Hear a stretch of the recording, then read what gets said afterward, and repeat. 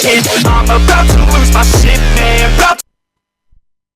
Salut à tous et bienvenue sur la chaîne de la jeunesse et des bonnes valeurs pour ces plateaux de KMC Sport, ces premiers numéros de votre émission d'actualité, de décryptage et d'informations sur toute l'actualité sportive. Je suis Gévoni Moulumba à la présentation et pour ces premiers numéros, j'ai le plaisir de recevoir pour vous un analyste sportif et un journaliste, François Emangué, à qui je dis déjà bonsoir François. Bonsoir Gévoni, bonsoir à celles et ceux qui nous suivent. C'est déjà un plaisir de répondre à votre invitation parce que c'est sport. Surtout pour les premiers numéros de KMC Sport, voilà. Tu es le premier invité de l'émission. Quelle impression tu peux donner par rapport à ces programmes sur la chaîne de la jeunesse et des bonnes valeurs? Voilà, mes impressions sont d'abord bonnes parce que c'est déjà quelque chose de bon de prendre le sport avec de la valeur. Et puis, surtout, ce qui est important, c'est vous êtes dans une phase de la promotion de la jeunesse. C'est quelque chose à déjà soutenir et voir encore une fois de plus qu'il y a une actualité sportive ou des actualités sportives qui sont mises en œuvre afin de pouvoir promouvoir cela. Je dirais toujours que je serai à votre portée, ce n'est pas une dernière et ça, je serai toujours là pour répondre à votre invitation. Merci beaucoup François Emangué. Avec vous, on va analyser les grands sujets et surtout après cette tranche, on revient pour vous donner toutes les grandes nouvelles de cette émission.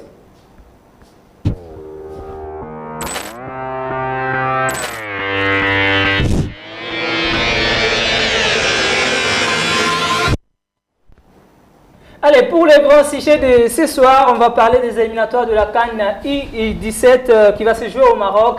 Les Léopards de la RDC se mettent en ordre déjà pour le tournoi de l'UNIFAC qui va se jouer au Cameroun. Ce tournoi qui est qualificatif pour la prochaine CAN I-17 Maroc 2025. On va parler également de la reprise du championnat national de Illico Cash League 1, le Connor. Les dirigeants de clubs parlent un même langage et décident de la reprise du championnat national. On va parler du football européen avec le Real Madrid qui s'est neutralisé hier face à l'Atlético de Madrid dans un derby de Madrid très alléchant et surtout qui laisse le FC Barcelone avec plus de chances de rejoindre le podium à l'écart de 2 points si Barça gagnait son match de ce soir.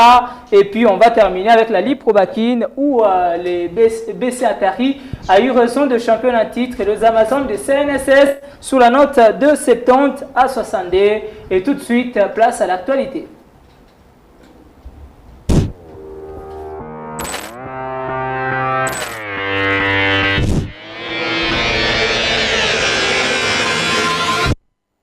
Allez, je le disais déjà au grand titre, du 16 au 28 février à Douala, au Cameroun, se tiendra le tournoi qualificatif de la zone UNIFAC pour le club, plutôt pour le pays qui sont engagés à ces tournois. Il y en a 5. D'abord la République démocratique du Congo, le Cameroun, le Congo, le Gabon, ainsi que la République centrafricaine. Ces tournois qui va se jouer comme ça en format championnat avec ces 5 nations, dont 2 seulement, 2 nations classées en première position à l'issue de ces tournois se qualifieront pour la prochaine CAN. On va prendre le président Zéphir Kaninda qui est en train de suivre de près la préparation des Léopards I-17 et qui a une satisfaction par rapport aux efforts du ministère des Sports du Connor de la FECOFA. Il donne ses impressions dans cet élément. Déjà, il y a un élément positif, c'est-à-dire à chaque raté, ça nous donne une matière à réfléchir. Et là, on a réfléchi sur les raisons des ratés précédentes. Et vous aurez remarqué qu'on est passé quand même par le test IRM. Nous avons le groupe est là. Donc on a tenu compte des erreurs du passé pour constituer aujourd'hui un groupe. Ça c'est de 1. De 2, nous avons commencé effectivement les entraînements. Il y a 48 heures, nous avions annoncé que les entraînements allaient commencer. Là vous nous trouvez sur le terrain. Les enfants sont là et nous devons croire que vous avez aimé l'échantillon que vous avez vu. Troisième élément, nous sommes prêts pour le déplacement, nous sommes prêts pour affronter la compétition, nous sommes prêts pour le rendez-vous de Douala. Nous avons la qualification de U20 déjà dans la poche pour la CAN. nous sommes sur le point d'avoir la qualification de U15 dans la poche. Et pourquoi pas cette espérance pour aller à la CAN et espérer participer à la Coupe du Monde. Nous avons la ferme conviction que nous serons à la CAN et nous allons nous battre pour être parmi ceux qui vont représenter l'Afrique à la Coupe du Monde. Cette espérance-là, nous l'avons. Déjà, nous disons merci au gouvernement de la République et aux membres du comité exécutif de la Fédération, c'est-à-dire le CONOR, pour nous avoir permis d'organiser le test IRM déjà au pays, ce qui a été fait. Donc nous avons déjà le groupe. Nous continuons à faire confiance à ces mêmes gouvernements et au CONOR pour que nous puissions réunir tous les éléments sur le plan administratif afin que l'équipe puisse se retrouver à Douala avant le 15 pour participer au test IRM à Douala et pourquoi pas jouer le match d'ouverture contre le Cameroun parce que nous jouons en ouverture et nous jouons le match de la clôture contre le Congo-Brazza. Vous avez suivi le président de la Ligue nationale de football de jeunes, Zéphir Kaninda, qui accompagne ses léopards I-17 dans leur préparation au Centre national technique Koura-Pova. Et ces léopards, le coach Etienne Dianda avait sorti la liste de ceux qui sont sélectionnés pour participer à ces tournois. Et voici tout à l'heure la liste de ceux qui sont retenus. Il y a le gardien Chimangantumba de Oudjana, Sumbulongoma de Seforbel. Comme défenseur, on a Mobeki Manassé de Don Bosco, Koli Ephraim de Don Bosco, Matondo Thomas de Sobotam, Titi Wazata de Magné-Maignan, Batassa Alex de Oudjana. Comme milieu du terrain, on a Boyeka Aristote de Joli City, Ndala David d'Elka 47, Kamoule Takamba de Seforbel, Togola Mohamed de Seforbel, Mbengele Katalabo de Magné-Maignan, Tanganzo Josué des Aigles du Congo. Et les attaquants, on a Nzanga Boula des Aigles du Congo, Ilongo de EFA, Matuyaku Ukwamba de FF Academy, Mantula Gabriel de Salvador et Massanga Jojo de Oudjana. L'équipe, je le disais, est entraînée par Etienne Dianda, en compagnie du coach Makenga Moulamba. Et au programme de match, déjà, je le disais, le tournoi commence à partir du 16 février avec comme affiche le Cameroun qui va jouer la RDC et le Congo contre la RCA. Le 19, on aura deux matchs. Gabon-Congo, RCA Cameroun. Le 22, Congo-Cameroun, RDC Gabon. Le 25, RCA, RDC, Cameroun-Gabon. Et le 28 pour clore, le Gabon va jouer contre la RCA et la RDC jouera contre le Congo. Je le disais déjà, les deux équipes mieux classées à l'issue du tournoi se qualifieront directement pour la prochaine CAN au Maroc. Ça sera cette fois-là en 2025. C'est terminé pour les I-17. On va prendre maintenant le championnat national Illico Cash Ligue 1, le CONOR de la FECOFA, les commerces de la Lina Foot et les dirigeants des clubs de la Ligue 1 et 2 étaient en réunion le jeudi 6 février à Sultani Hotel, où ils se sont mis d'accord sur la reprise du championnat national Illico Cash Ligue 1. Je vais vous proposer de suivre les réactions tour à tour du président Dieudonné Sambissé-Leloutou du CONOR, le président Bosco Mouéou de la Lina Foot, le président Amadou Djabi de l'ASVER Club, ainsi que le vice-président Guy Kapia de l'AS Magné-Maignan qui ont donné leur impression après cette rencontre.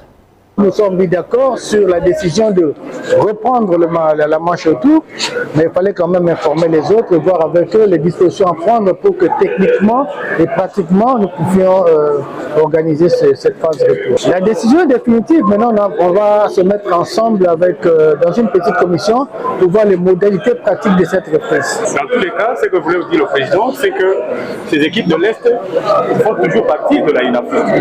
Donc c'est justement la raison de cette commission que dans laquelle nous allons nous retrouver pour trouver effectivement de manière pratique comment nous allons nous y prendre. Mais sinon, la décision de reprendre avec la phase de retour, elle a été prise par la FECOFA, mais le président a bien fait de pouvoir chercher à communiquer aux clubs, aux sociétaires, et c'est ce qui a été fait aujourd'hui. Chers amis, cette histoire de timing, est-ce que nous faisons?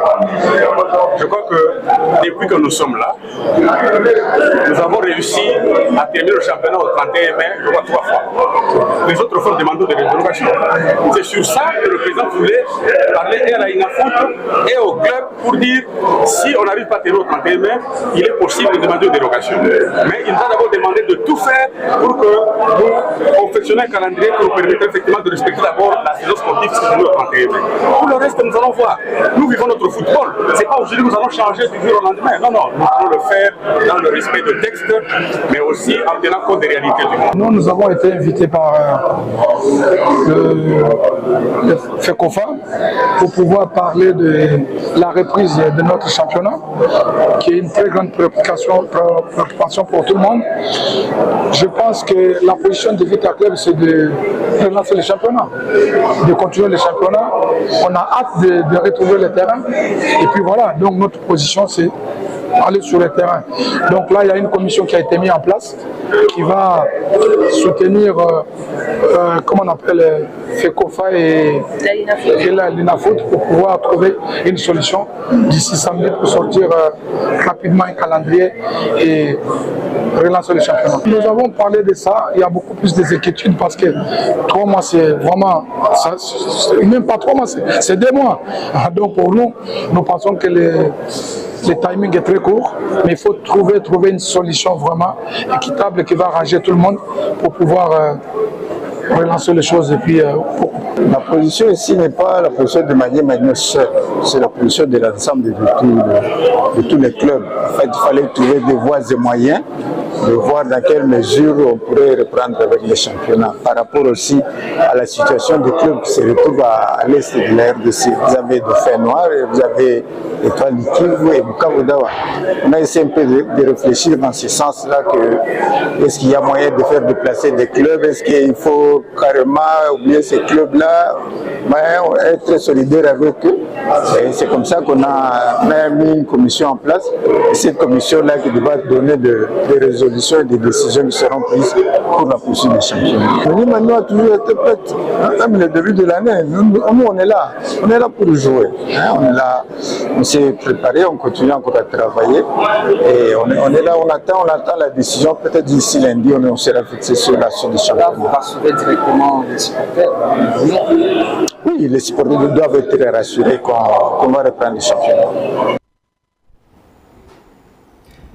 Et à l'issue de cette rencontre, une commission ad hoc a été mise en place pour donner la bonne formule et surtout trouver des solutions pour le club de l'Est du pays qui sont en difficulté de déplacement par rapport à cette guerre qui s'impose à Goma et au Nord Kivu.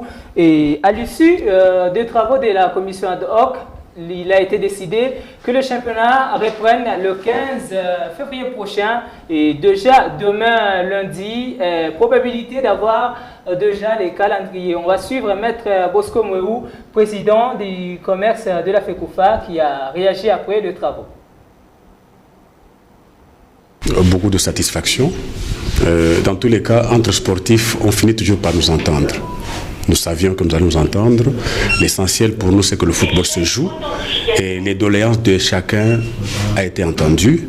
Nous commençons le 15 pour la phase retour pour qu'au 15 avril, nous commencions effectivement avec le play-off.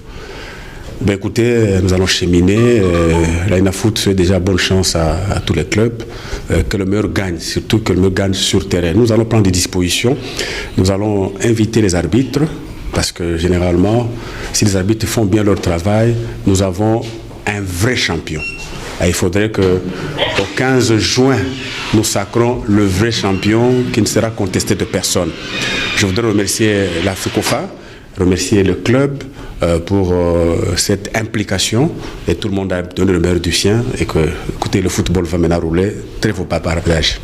Je dirais que pour nous c'est une grande satisfaction de savoir que le championnat va pouvoir continuer dans sa forme avec la phase retour de la phase classique ainsi que les playoffs en phase aller et en phase retour. Donc c'est une très grande satisfaction et nous demanderons à la LINAFOOT et la FECOFA de bien travailler de concert pour que les timings soient respectés et que tout le championnat puisse se terminer. De jouer ces matchs et de les gagner. C'est ça le sport. C'était là le président Bosco Mweu du commerce de la Linafoot et le président Vijay Chimanga de Zègle du Congo qui ont réagi après le travaux de la commission ad hoc. On va quitter la Linafoot, parler maintenant football féminin, championne d'Afrique en titre avec la présence de leur entraîneur marocaine Lamia Boumedi. Les filles de Mazembe ont démarré la conquête pour le titre pour la saison sportive 2024-2025 et restent optimistes malgré le départ de Merveille Konjinga pour Paris Saint-Germain et l'absence jusque-là de certaines têtes qui n'ont pas encore repris les entraînements. On va suivre ce qu'a été la reprise des entraînements chez FCF Mazembe dans cet élément. La conquête du titre est lancée pour les FCF Mazembe. Bonjour tout le monde. Bonjour. Vous êtes prêts pour le championnat? Oui. Et c'est face à la Senyandwe Holding que le Carbodam débute la saison sportive 2024-2025.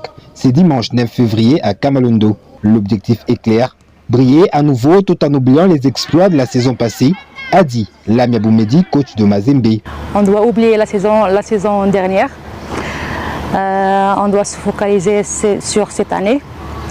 Maintenant, on a commencé l'entraînement, ça fait quasiment 10 jours. On se prépare pour le prochain match des dimanches. En manque de tout son armadon, Lamia fera avec un effectif pas au grand complet. Jusqu'à présent, le groupe n'est pas encore complet. Il y a quelques absences, mais on va commencer le championnat le dimanche. Une nouvelle saison qui débute sans Merveille Konjinga transférée au PSG. Un rêve devenu une réalité pour Konjinga, a-t-il ajouté. Merveille, c'est une grande joueuse. Mais son rêve, c'est de jouer en Europe. Alors, elle a réalisé son rêve. Mais nous, toujours, à Mazembe, on doit chercher d'autres joueuses qui vont remplacer Merveille.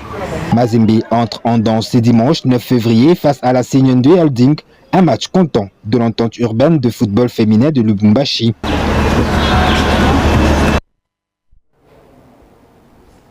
On va quitter le football au niveau national pour aller au niveau international et parler de l'Europe. La Coupe du Roi, le quart des finales se sont joués et les résultats sont connus. Et les 4 demi-finalistes sont désormais connus. Le Real qui a battu le Ganes, comme vous le voyez en image, 3-2. Le FC Barcelone qui a eu raison de Valence, 5-0. L'Atlético Madrid qui a eu raison de Retafe, 5-0. Et le la Real Sociedad qui a eu raison d'Osasuna, 2-0. Le tirage au sort est prévu pour mercredi 12 février 2025 avec comme équipe le FC Barcelone, l'Atlético Madrid. On aura également Real Sociedad et le Real Madrid. Ce sont là les 4 équipes qui sont qualifiées pour les demi-finales de la Coupe du Roi.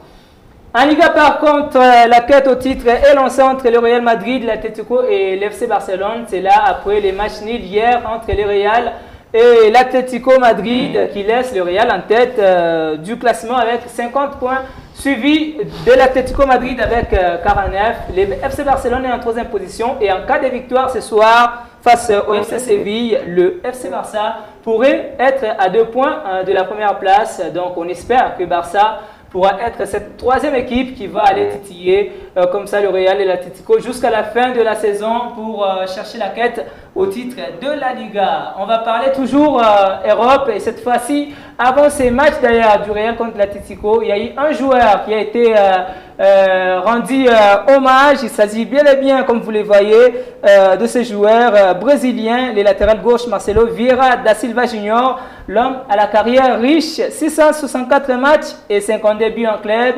Et c'est en 5 matchs et 8 buts en équipe nationale, 4 titres avec Fluminense, 25 avec le Real Madrid et 1 titre avec le Brésil. Plusieurs récompenses comme ça dans sa carrière comme récompense individuelle. Donc il a arrêté sa carrière à 36 ans. Que vive Marcelo qui nous a en tout cas montré des bonnes choses sur terrain. Et il y a eu également le tirage au sort de la Ligue des Champions féminine et cette fois-là avec les quarts de finale qu'on connaît les affiches. Real Madrid-Arsenal, Bayern Munich, Olympique Lyonnais, Manchester City contre Chelsea, Wolfsburg contre le FC Barcelone. Et on rappelle que le FC Barça est l'équipe qui a les titres jusque-là de champion d'Europe. Et voilà, on va finir avec le foot et cette fois-ci, parlons du basket. À la Ligue provinciale de basket de Kinshasa, le derby chez les dames a été remporté par le BC Atari qui a battu hier samedi 8 février 2025 au gymnase jumelé du stade de Martyrs la formation de CNSS, l'équipe tenante du titre, sur la note de 50 points à 62. Avant de revenir avec le conférence de presse, je vais vous proposer d'abord le résumé de cette rencontre entre Atari et CNSS et on se retrouve juste après.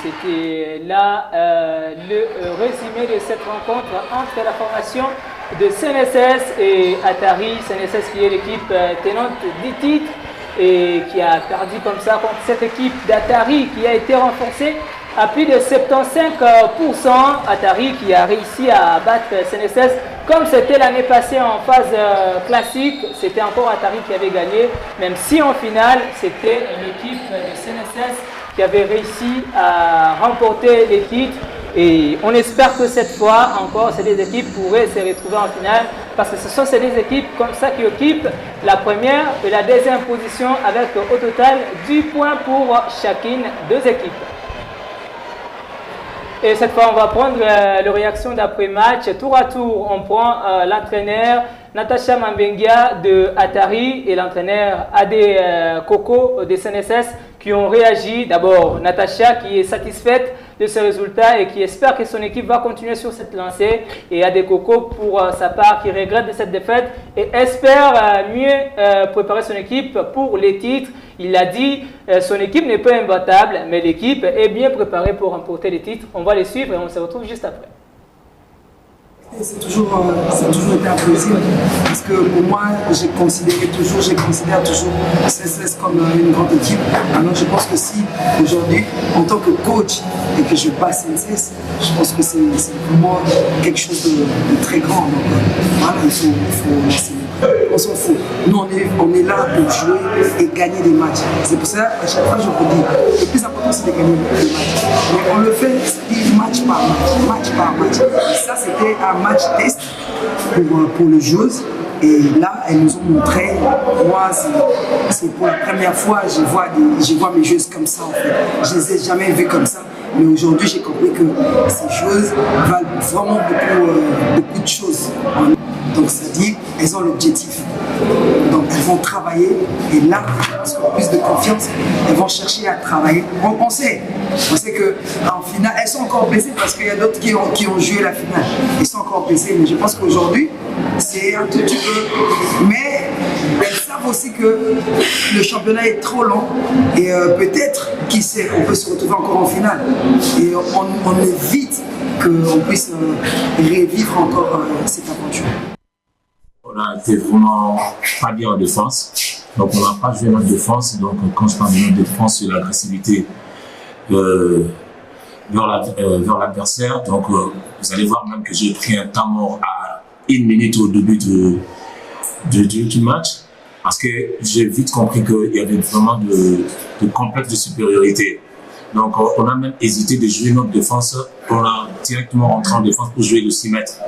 Alors que ça, c'est pas vraiment CNSS. Et je leur ai demandé, même qui vous a demandé de jouer sur cette défense. Donc ça sent qu'il y avait vraiment beaucoup de complexes de supériorité. Or, il y avait en face de nous une équipe très déterminée qui voulait vraiment gagner le match. C'est la souffrance de CNSS jusqu'à aujourd'hui. Parce que même en Coupe d'Afrique, c'est ça le problème. Voilà. Donc, on avait même des lycéens qui étaient avec nous. Bon, voilà. Après, d'ailleurs, on n'avait pas déjà les pivots. Mais après, elle est aussi partie au Sénégal. Donc, c'est un sérieux problème. Donc, Mawano, grâce, elle est obligée de jouer poste 4 alors que c'est pas son poste. Donc, pendant le match, si vous n'avez pas le rebond offensif et défensif, vous perdez le match. Parce que lorsqu'il y a l'attaque de l'adversaire, si vous n'avez pas le rebond, il y a le rebond offensif, même si le pivot ne marque pas, il y a la sortie de ballon, ce qu'on appelle le second chance. Donc il y a des tirs à 3 points. Vous allez voir même les tirs que nous avons marqué à 3 points. Il y avait le rebond offensif d'Atari, et puis la sortie de ballon, et puis Nora a fait un panier à 3 points. Donc c'est un sérieux problème. Et nous sommes en train de travailler aussi par rapport à ça, parce que voilà, c'est compliqué, mais on va travailler sur ça. C'est un problème sérieux que nous avons, mais on travaille sur ça. Je crois que les semaines après, on aura quand même des postes 4 et des postes 5. Donc on n'est pas imbattable. On peut perdre contre Atari, on peut perdre contre les clubs, mais nous, on doit rester focus sur notre championnat pour garder notre titre. Voilà, c'est ça. Donc nous, notre objectif, c'est de remporter et de conserver notre titre. Mais on n'est pas imbattable. Ce n'était pas le seul match de cette journée. Il y avait également d'autres rencontres qui se sont jouées les samedis. D'abord, SCTP qui a eu raison de Mbiza City sur la note de 98 à 52. Nugent a gagné One Team 55 à 43 et Atari, comme je le disais, a eu raison de BC-CNSS 70 à 62. Et aujourd'hui, il y avait également 3 rencontres. BC Jourdain chez les dames a eu raison de BC Raphaël 18 pour Raphaël. Et Raphaël chez les messieurs a perdu contre Espoir Foucache 71 à 45. Et Opportunité et Balers sont en train de jouer en ces moments. C'est tout pour l'actualité de ces jours. Place à présent au débrief de nos grands sujets. On va parler de I-17 qui prépare le tournoi de l'UNIFAC et on parlera également de la reprise du championnat tout de suite avec François Emangué pour les débriefs.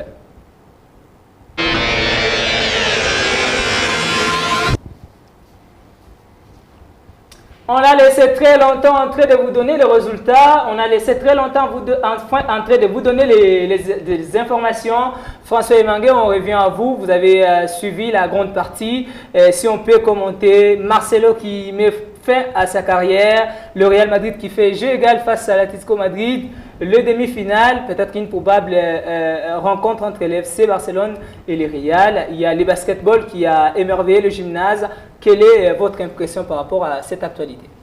Moi, je parlais d'abord pour Marcelo qui a quand même marqué le mémoire, je dirais, de plusieurs jeunes qui rêvaient devenir footballeurs. Après tout ce qu'il a eu à faire avec le Real Madrid, parce que c'est là qu'il se fait une place au soleil. Et voir tout ce qu'il a eu à pouvoir réaliser avec cette équipe du Real Madrid. Moi, je m'aimerais à tout moment qu'il y a de footballeurs qui rêvent encore un peu plus. Avec ces merveilles, avec tout ce qu'il avait beau servi pour Cristiano Ronaldo. S'il y a une partie de carrière de Cristiano Ronaldo en mémoire de Marcelo, c'est quelque chose de bien. Ils sont des grands amis. L'un de ceux qui lui ont donné plus de places décisives dans sa carrière. Absolument. L'un des gens qui ont eu à permettre à Cristiano Ronaldo à pouvoir briller et se faire une place dans le monde du football. C'est-à-dire Marcelo reste une légende pour le Real Madrid, une légende pour le football, une légende pour les amoureux du ballon rond qui aiment toujours voir encore plus de pépites et plus de gens qui donnent encore de la sincère au football. La Liga, le Real fait jeu égal contre l'Atlético Madrid, un but partout et ça permet aujourd'hui au FC Barcelone de rêver encore revenir à 2 points de la première place alors qu'ils étaient à plus de 6 points. Comment vous avez trouvé ces matchs avec surtout ces buts de Juan Alvarez sur pénalty à la 36e et l'égalisation de Kylian Mbappé à la 50e? Voilà, moi au départ je savais déjà que c'était un match très serré, un match coriace. On s'attendait quand même à voir le Real Madrid sursauter encore, créer encore un écart entre lui et le FC Barcelone qui est vraiment en course en termes de ce qu'ils ont comme points, avec cet écart qui était de 7 points qui revient encore à des points qui revient au jour le jour qu'il y a de matchs.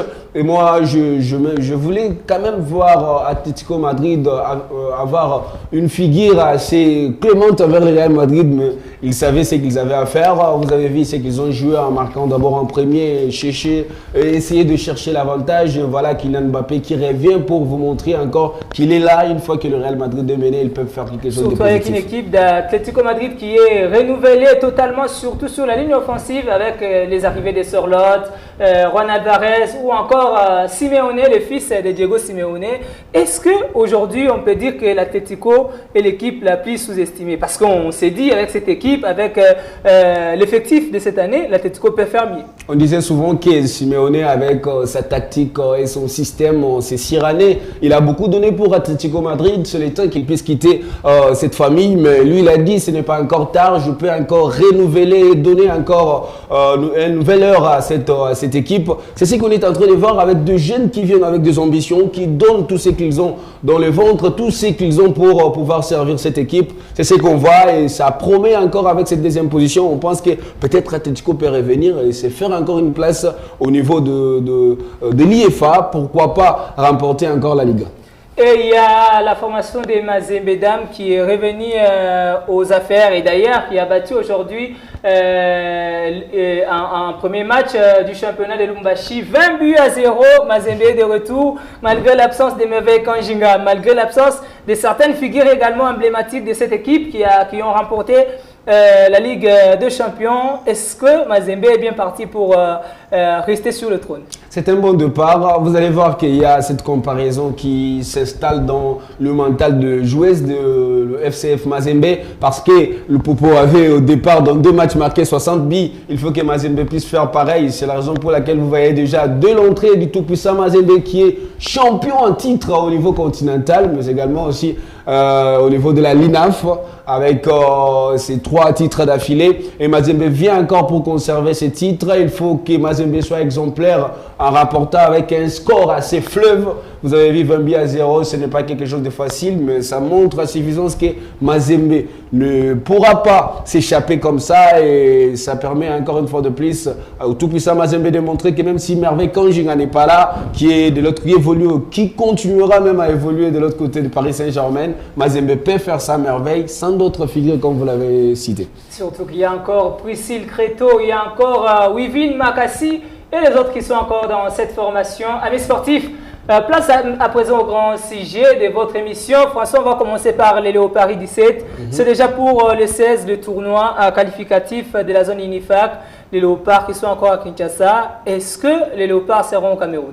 Bien évidemment, les Léopards seront au Cameroun. Vous avez eu la confirmation du président de la Ligue nationale de football de jeunes, Zéphir Kaninda, qui vous a dit qu'il y a eu le soutien du gouvernement par le biais du ministère des Sports et Loisirs. Il y a eu aussi l'implication personnelle du CONOR piloté par Dieudonné Sambi-Selemetou qui est le président du CONOR de la FECOFA, qui a eu à pouvoir faire de sorte que le ministère du Sport, malgré la situation sécuritaire dans notre pays, de pouvoir s'intéresser de cette situation de nos jeunes qui vont devoir aller défendre les couleurs de la nation au niveau de Douala au Cameroun. C'est là où que nos Léopards vont se rendre. Ils ont déjà commencé à se préparer au niveau du Centre technique national pour Rampova, là où ils fitent déjà leurs armes en question de pouvoir trouver déjà ces billets qualificatifs à la CAN 2025 qui se déroulera au Maroc.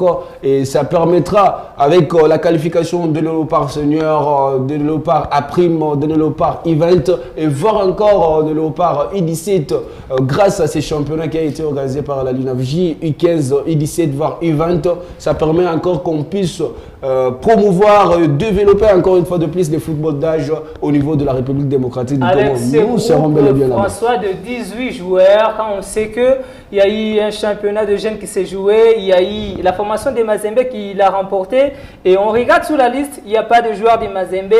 On peut dire que Mazembe a joué avec des joueurs qui étaient déjà à fin âge, ou alors on se dit que le coach Etienne Dianda a trouvé la bonne formule. Et pourquoi 18 joueurs alors qu'on a plusieurs talents? Il faut comprendre qu'au départ, il y avait une liste de 30 présélectionnés, il y avait 30 joueurs. Après avoir effectué les tests IREM, on a eu à constater qu'il y avait 10 joueurs, 12 joueurs allais-je dire,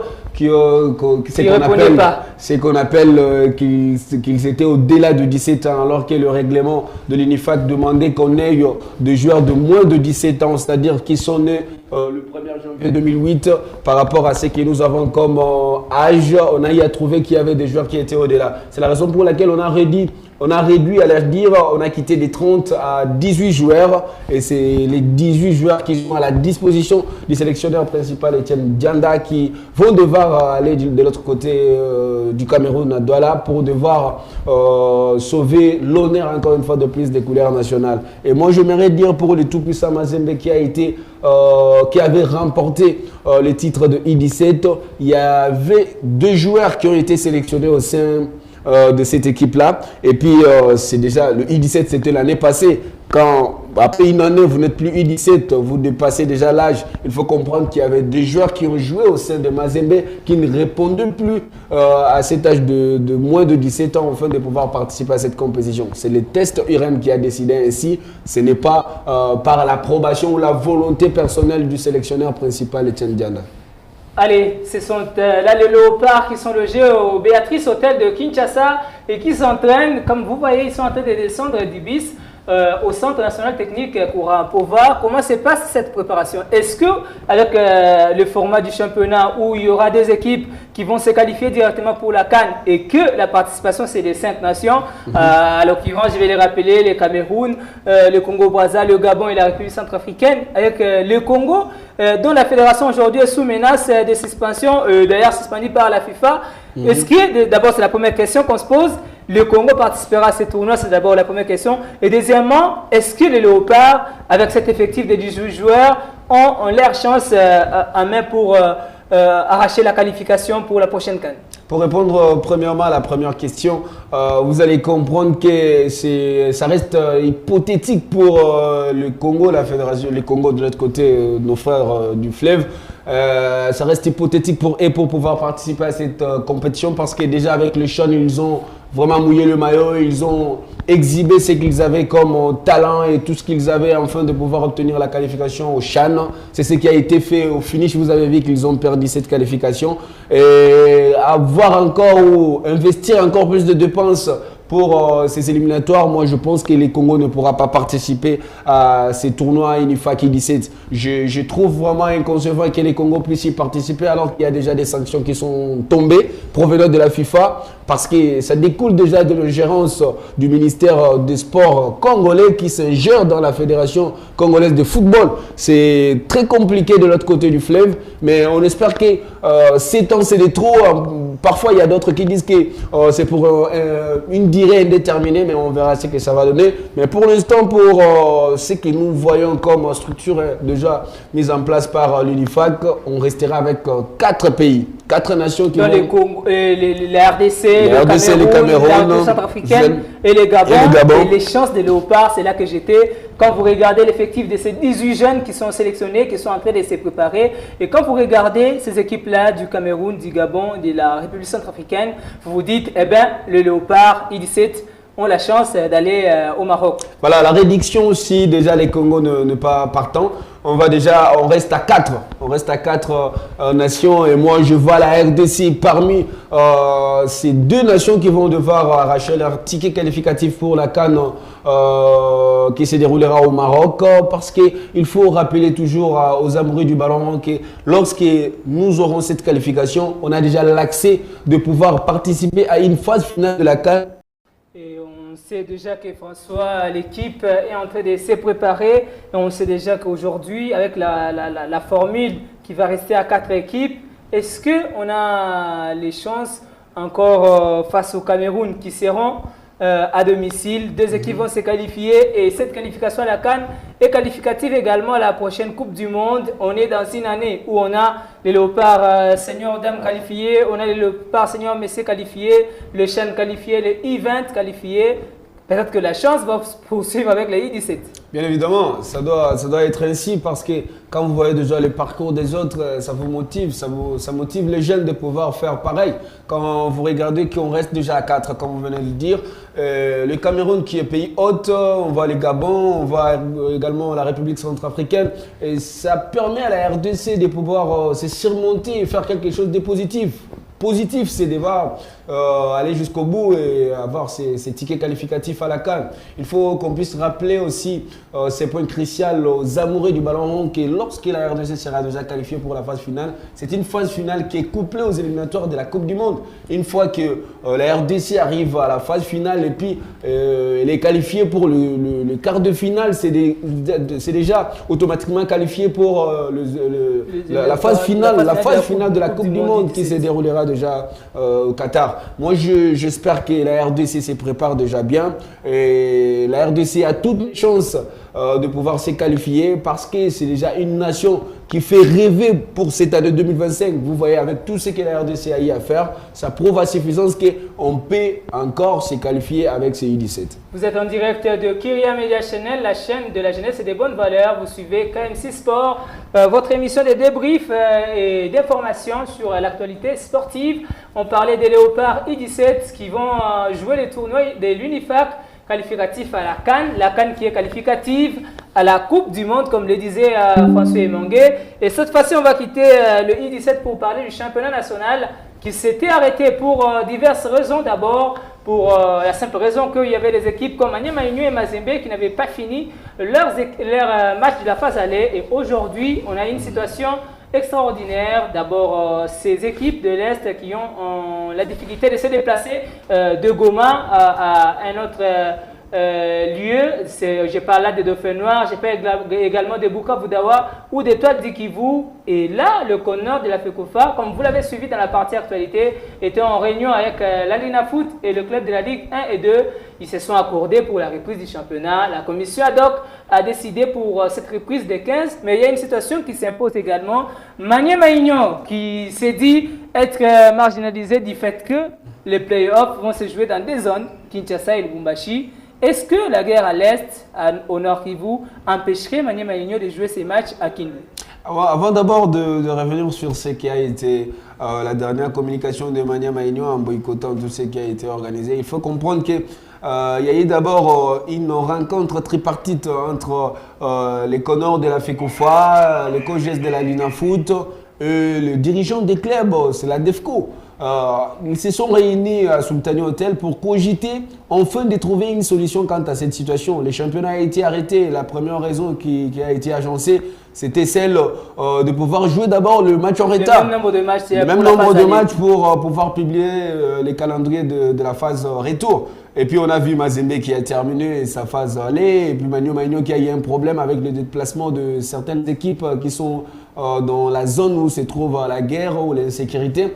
Et puis, on s'est réunis pour pouvoir cogiter et trouver des solutions quant à ça.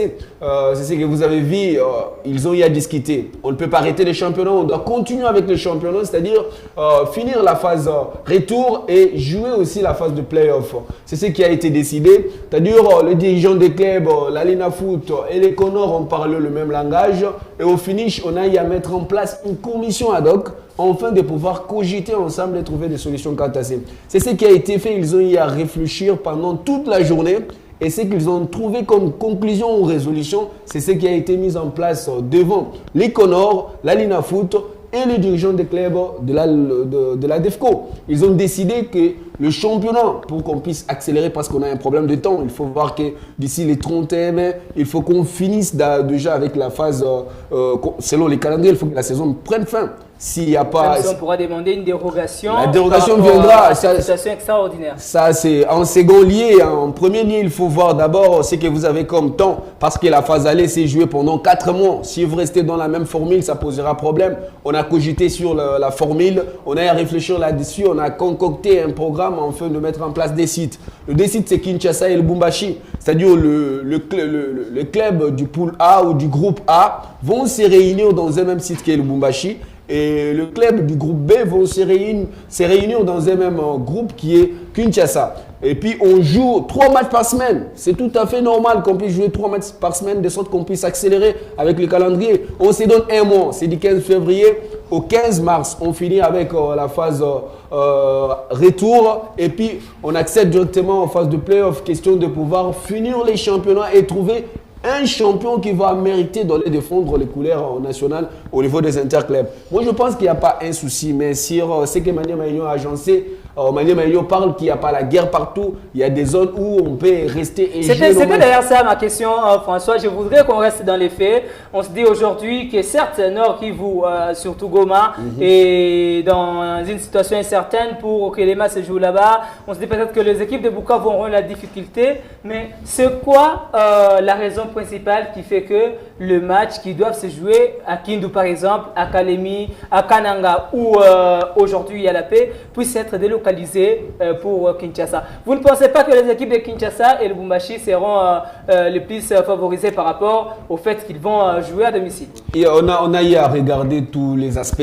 Il ne faut pas rester focus sur l'aspect sécuritaire. Il faut comprendre qu'on a aussi un problème de temps. C'est une question de temps. Il faut voir que si on reste dans la même formule, dans le même format. Il y a également du flux aérien qui a toujours posé problème. Voilà, on est dans un pays continent. Il faut comprendre que la RDC est un pays continent. On a un problème de déplacement et puis on cogite sur les formats, on cogite également sur les problèmes de l'insécurité au niveau de l'Est du pays. C'est ce qui revient et Maniema Union doit comprendre cela, que si on a réduit qu'il y ait 2 sites, Lubumbashi et Kinshasa, c'est par rapport au temps. On n'a plus de temps. Il faut comprendre que pour l'instant, on doit devoir jouer dans ces sens-là, de sorte qu'on puisse gagner. Même s'il y aura dérogation pour la phase de play-off, il y en aura, ça ne pourra pas exagérer comme on en a vu lors de la phase aller. On a pris 4 mois, on ne veut pas prendre encore 4 mois et demander une dérogation, ça sera déjà au-delà. Alors que la CAF aimerait que d'ici le 30 juillet, que nous ayons déjà les 4 représentants qui vont devoir représenter la RDC au niveau des interclubs. On rappelle que la saison passée, la République démocratique du Congo a été représentée par Mazembe et Maniema Union en Ligue des Champions et l'ASV Club de Kinshasa et les Saint-Éloi Lupopo en Coupe de la Confédération. Maniema Union aujourd'hui qui est en première position et qui a d'ailleurs joué beaucoup de matchs à l'extérieur pour la phase aller. Est-ce que le fait qu'ils vont jouer à Kinshasa, c'est peut-être la dernière question parce qu'on court derrière les temps, le fait qu'ils vont jouer à Kinshasa réduirait leurs chances de se retrouver parmi les équipes qui pourraient peut-être représenter encore une fois de plus la RDC à la Ligue des Champions africaine? Ça inquiète Maniema Union. Maniema Union se dérange alors que c'est l'une des plus grandes équipes qui ne peut pas s'inquiéter ou qui ne peut pas s'inquiéter. Quand on parle de Maniema Union, on voit Maniema Union à l'instar du tout-puissant Mazembe, on voit Maniema Union à l'instar de l'AS Vita Club, voire même du Saint-Éloi Lupopo. Mais Maniema Union s'inquiète du fait qu'il y aura le favoritisme, il y aura deux clubs qui vont devoir s'associer entre eux et travailler en connivence, question de pouvoir fragiliser les autres. Ça ne sera pas le cas. Moi, je pense que Maniema Union se prépare bien. Maniema Union a un site ici. Maniema Union a un centre de formation ici à Kinshasa. Maniema Union peut faire mieux que Maniema Union a également gagné beaucoup de matchs à Kinshasa. Bien évidemment, elle a gagné beaucoup de matchs à Kinshasa. Pourquoi Maniema Union plaide à sa faveur et à la place des autres? Parce que c'est ce que Maniema Union est en train de faire. Alors que tous ces clubs-là ont été représentés lors de la réunion tripartite et ils ont accepté de pouvoir adopter ces formules. Il y avait une commission qui a été mise en place. Et cette commission, il y avait aussi les représentants de Maniema Union qui ont validé cela. Donc, moi, je pense d'ailleurs, il a réagi après la réunion à Santani Hotel. Moi, je pense qu'entre la majorité et la minorité, on comprend déjà que la majorité écrase. On comprend qu'il faut qu'on puisse faire ce qu'on a comme besoin. Maniema Union occupe la première place du classement provisoire pour l'instant parce qu'ils ont joué plus de matchs à l'extérieur qu'à Kindu. Et puis avec 2 matchs de retard, il faut comprendre ça. Et puis Maniema Union doit s'adapter à ce que les autres ont déjà jugé bon de pouvoir continuer avec le championnat. Et moi, j'aimerais voir Maniema Union venir ici à Kinshasa et continuer bien évidemment son aventure avec plus de succès et plus de merveilles. Il faudra privilégier l'intérêt général. Le championnat va reprendre le 15 février prochain. Et on attend la publication du calendrier pour demain lundi, sauf changement des dernières minutes. On avait sur les plateaux François Emangué, journaliste sportif et analyste. Merci beaucoup François d'avoir répondu à notre invitation. Merci Giovanni, merci à celles et ceux qui nous suivent. Merci vraiment aux héros dans l'ombre qui sont toujours derrière en train de faire un grand travail. Kyria Media Channel, la chaîne de la jeunesse et des bonnes valeurs. Le sport se dit lundi au vendredi dans la tranche matinale. Blue Sky. Je serai également là du lundi au vendredi pour vous donner plus d'informations sur le sport. On va revenir le dimanche prochain pour les nouveaux numéros et la rediffusion c'est demain lundi déjà à partir de 10h10. Vous allez également suivre KMC Sport. Merci à toute l'équipe technique qui était derrière pour nous assister. Merci à Romain Moussansa qui a été derrière le caméra. Merci également à vous qui nous avez suivis aujourd'hui. Merci au directeur général Yann Mambodours Blanc qui nous a également assisté. Merci également à toute l'équipe qui était à la régie, qui nous a permis d'être en harmonie avec les images et la parole. C'était un plaisir d'arriver dans vos maisons pour KMC Sport. On se retrouve déjà le dimanche. Fucking lit, man, I'm just fucking lit. Drink a bottle of this shit, man, bottle of this shit. I'm about to fight it. C'est bien, quel bijou Philippe. Never gonna quit, man, never gonna quit. I just took another hit, man, took another hit. I'm about to